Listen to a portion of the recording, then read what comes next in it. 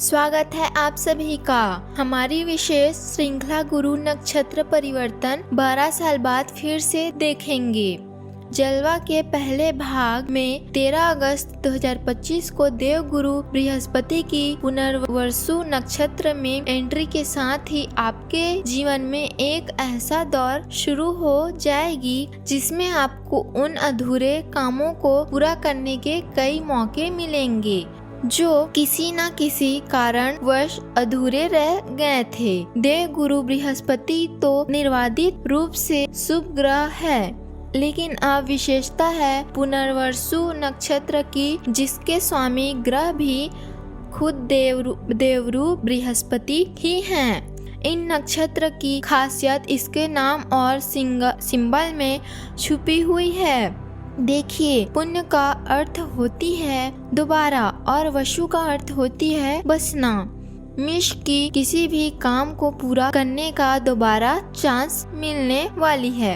एक तरह से यह जिंदगी की फिल्म का रीटेक है ताकि आप उन सीन्स को ठीक कर सकें जो सनी नहीं है। जरा याद कीजिए 13 अगस्त से लेकर 28 अगस्त के बीच का, जब देवगुरु बृहस्पति राहु के नक्षत्र आद्रा में गुजर कर रहे थे।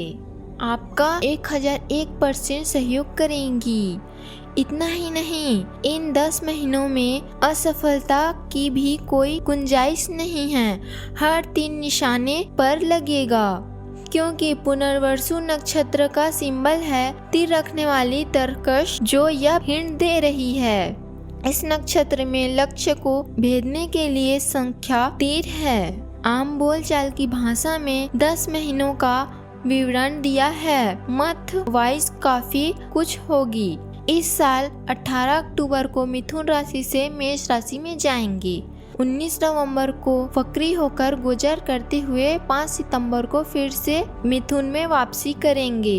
इसके बाद 11 मार्च को देवरी बृहस्पति मागरी होंगे और फिर अगले साल 2026 में 2 जून को फिर से मेष राशि में प्रवेश करेंगे।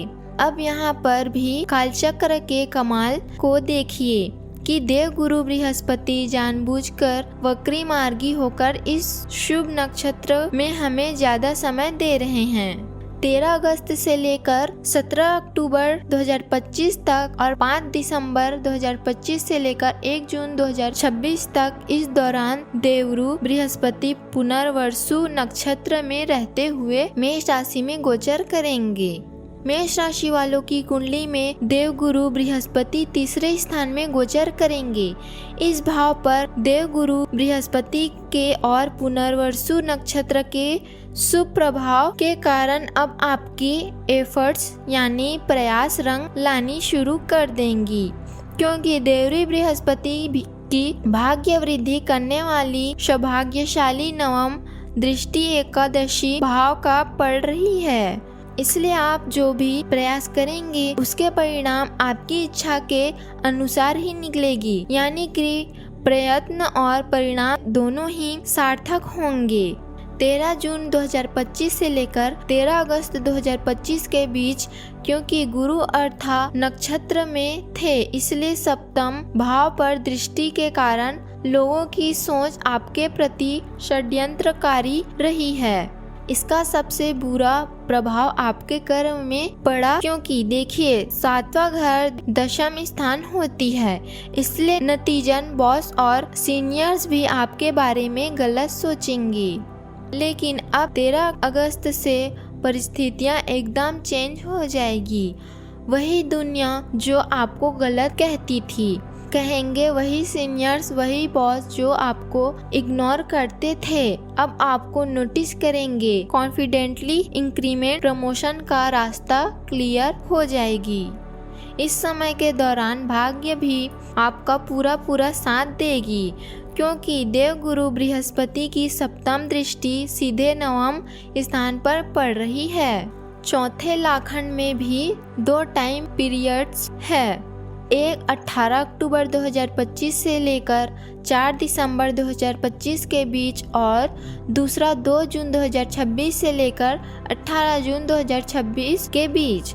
इस दौरान देव गुरु बृहस्पति पुनर्वसु नक्षत्र के चौथे सेक्टर यानी चौथे चरण में रहेंगे, जिसके स्वामी ग्रह है चंद्रमा। इस समय के दौरान प्रॉपर्टी, मकान, वाहन इत्यादि के काम बनेगी, लेकिन अत्यधिक खर्च के कारण फंड्स की शॉर्टेज यानी कैश की कमी हो सकती है। हालांकि कैश फ्लो अच्छा रहेगी, लेकिन फिर भी समझदारी से खर्च करें। एक बार आप और नोट कर लेना, यदि आपकी जन्म कुंडली में गुरु और बुध की युति है तो इस समय में किसी बड़ी प्रॉपर्टी की डील अवश्य होगी।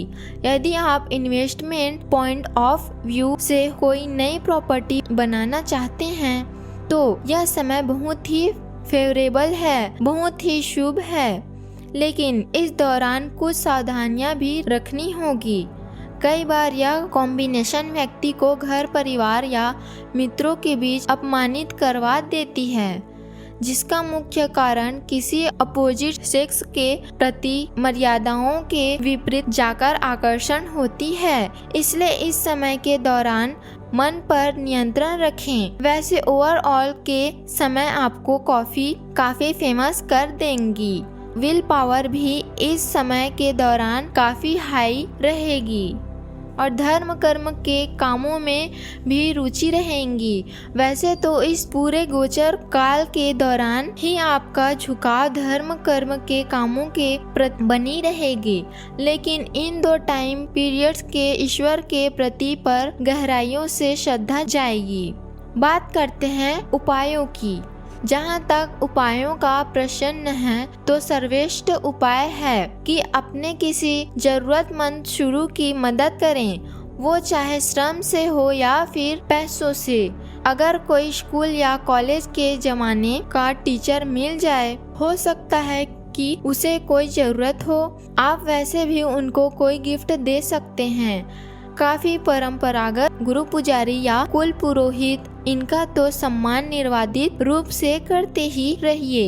इसके अलावा अब बर्थ चार्ट के अकॉर्डिंग मंगल, शुक्र और बुध और चंद्रमा से संबंधित उपाय भी करते रहिए, ताकि इस गोचर को इन 4 ग्रहों की भी प्रॉपर सपोर्ट मिलती रहे। तो यह था हमारी विशेष श्रृंखला। गुरु नक्षत्र परिवर्तन 12 साल बाद फिर से लिखेगी। जलवा का पहला भाग जो मेष राशि वालों के लिए था। आशा करती हूँ कि वीडियो में दी गई जानकारियों से लाभान्वित होंगे। अगर आपको हमारी यह वीडियो पसंद आई हो तो उसे लाइक करें और शेयर करें। हमारी चैनल चमत्कार राशिफल को सब्सक्राइब करें और साथ में ही बेल को दबा दें, ताकि हमारी हर नई वीडियो की नोटिफिकेशन आप तक सबसे पहले पहुँचे।